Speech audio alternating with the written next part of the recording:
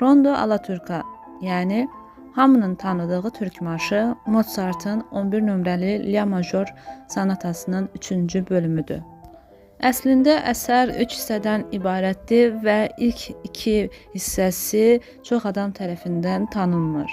Bəs Rondo Alaturka nə deməkdir?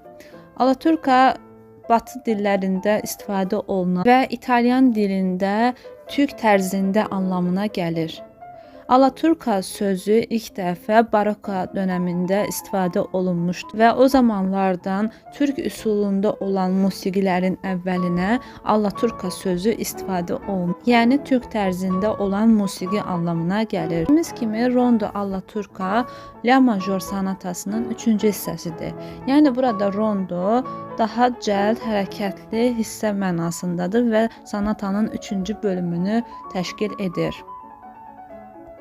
Renesans dövründə Osmanlı dövləti Avropada böyük bir heyranlıqla izlənilirdi və heyranlıq duyulurdu. Osmanlı kültürü tüm dünyada yayıldığına görə Avropada bəstəkarlar da Osmanlı dövlətinə maraq duyurdu.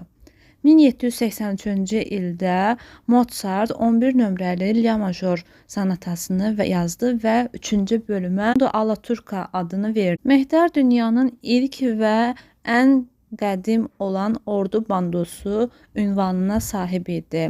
Mehdər farsça bir söz idi və mənası böyük ulu mənasına gəlir. Osmanlı dövlətində Mehdər marşı çalınaraq əskərləri hücuma hazırlayırlar və onları cəsarətləndirir. Bu şəkildə onlar psixoloji olaraq üstünlük sahibi olurlar və qarşı tərəfə qorxmadan hücum edə bilir və qarşı tərəfdə qorxu hissi oyada bilirdi. Mozart da sonatanın 3-cü hissəsində Mehdər marşından ilhamlanaraq bu əsəri Batı musiqilərində olduğu kimi 4/4-lük yox, 8/6 ölçü ilə yazdı. Bu bəstədə zərb alətlərindən istifadə olunmadı. Amma zərb alətlərinin eyni zamanda Mehdər musiqisinin xarakteri əsərdə çox gözəl şəkildə əks olundu. Rondo Alaturka türk musiqisinin dünyada məşhurlaşmasına, türk adətlərinin dünyada yayılmasına və diqqət görməsinə böyük bir təsir göstərdi. Hər kəs Rondo Alaturka olan 3-cü hissəni tanısa da, sevsə də, digər 2 hissə də Rondo Alaturka qədər özəl və gözəldir. Hal-hazırda bu əsər müxtəlif variantlarda ifa olunur.